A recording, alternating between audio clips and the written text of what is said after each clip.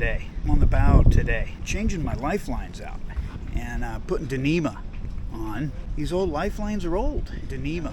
They're the old kind, right? Where you've got the plastic around the stainless steel, and then you've got all these fittings and a turnbuckle, just lots and lots of little metal bits, right? And I'm really not a fan of little metal bits, so it's finally time to take them off. I don't like that you have to use rigger's tape and cover everything here up, because you're going to rip your sail if you have, you know, all of the seizing wire on all this stuff. So you cover all this stuff up with rigger's tape, and it's just a mess. I mean, this to me is a lot cleaner, you know, and there's nothing to ruin your sails on, so I really like it. And I've got this bottom one on, and I've got this one and this one. All right, everybody, I'm going to take the next few minutes to show you how I upgraded from the old and nasty lifelines to these new DYNEEMA big boy lifelines. Oh yeah. Then it's just a matter of popping off this bit of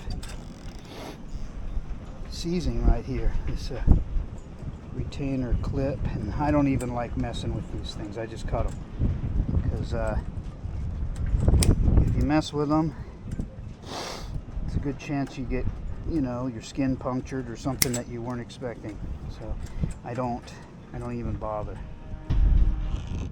Well, hello everyone. My name is Rick, and I'm sailing Frog's Leap. And I'm at Shelter Bay Marina outside of Cologne, Panama. And as you can see, I'm up to my eyeballs today, swapping out these old lifelines for DYNEEMA. Yeah, I'm pretty excited about it. I think it's going to turn out real good.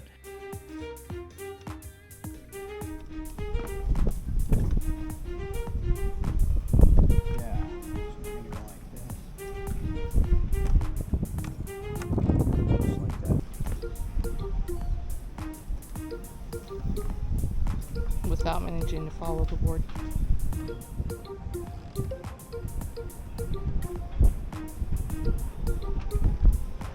Okay, from the other side. So what I've got is a thimble. It's a 6mm thimble, and this DYNEEMA that I'm using for the lifelines is 6mm DYNEEMA. So it kind of fits right in there. And what I'm doing is I'm trying to get a sense from the distance from the end point here to here. And the idea is, you can see I need a certain amount of distance here and to make the lashing.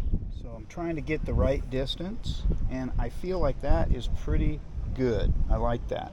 All right, so I think I like this. And, you know, it's only to mark the location. It's really doesn't have any other purpose other than to mark that location. That's pretty good. So I think I want to put the tape right here, right about here.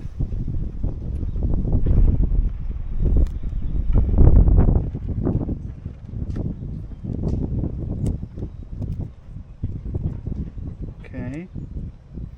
Now with that one marked, is I want to come straight through here, right here, at the end of the thimble.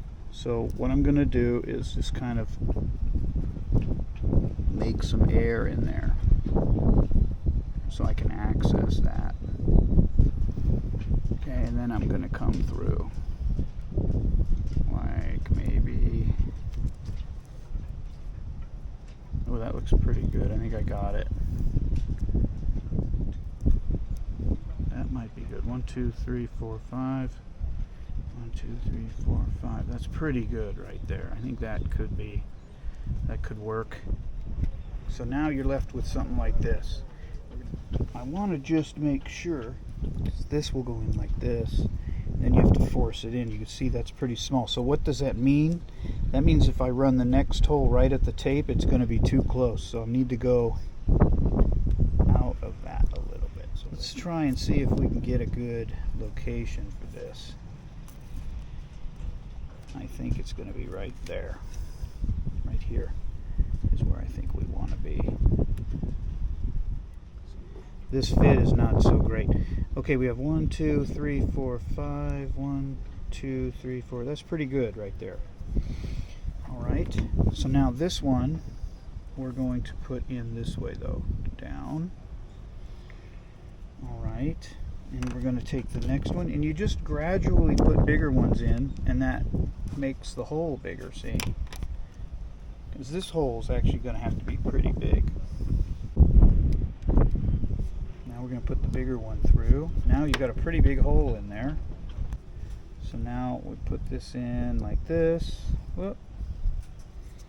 Drop it down. And now you've got 2 holes. This is the shape you're looking for. If you're trying to make a Brummel splice, this is the shape you're looking for. If you can get to this shape, right? If you can get to that shape, you're doing really good.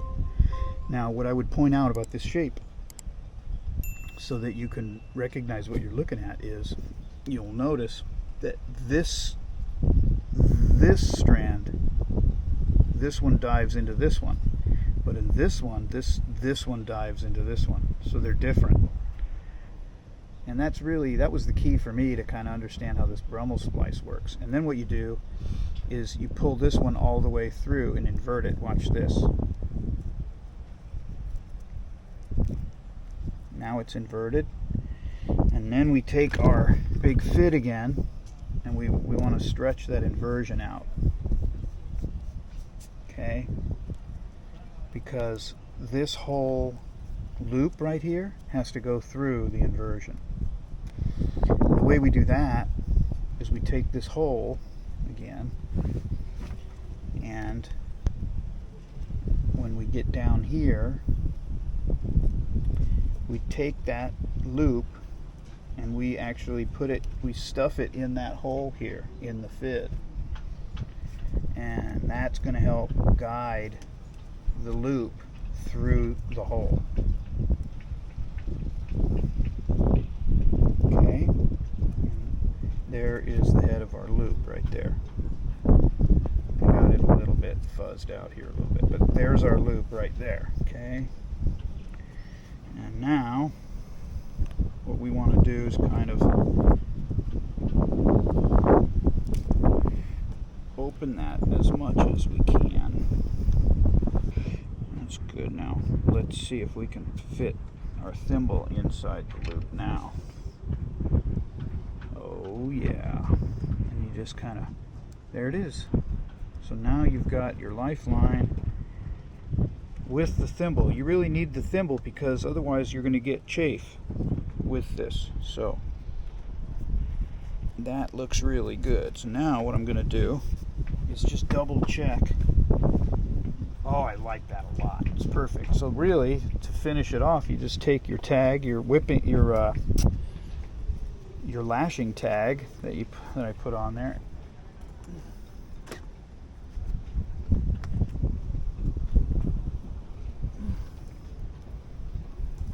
And you want to do 4 of these, so we'll try to do 4.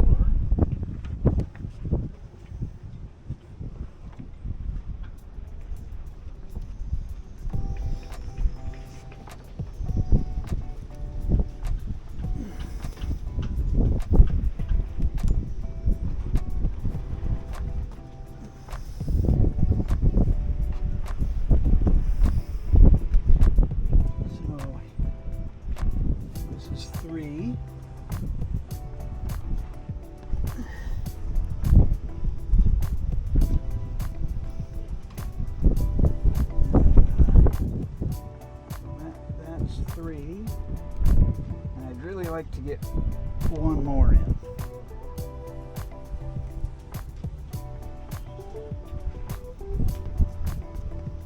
Like that. And then we'll come around and we'll start making it off. Because we have 4, right? Yeah, we have 4. Okay. So now we dive down the middle. So you see, if you look down here, there's kind of a gap between the lashings. So what we do is we dive down the middle, keeping tension on everything. And then we come around like that.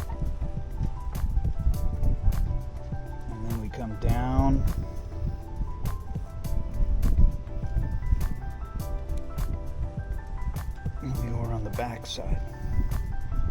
And you don't actually tie this thing, which is the most interesting thing. It's just the friction of all the Dyneema that keeps this thing together. There's no knot on this, you know.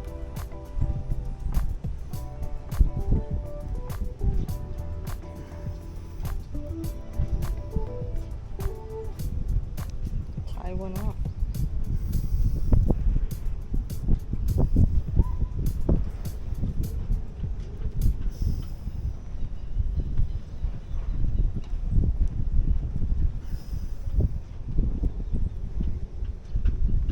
There we go. Well, it's true. You don't see as many iguanas in Panama just because the climate here is so much more wet than it is in Mexico. But as we're here in the middle of the dry season, look what I found. Yeah, just walking around, you know, the yard here, Shelter Bay Marina, and there are, if you look close, you can find some iguanas here. Pretty cool. They're not as big.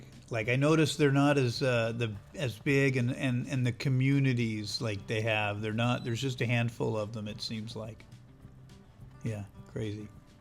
Well, thanks for joining me on this episode of Sailing Frogs Leap. I'll see you next time.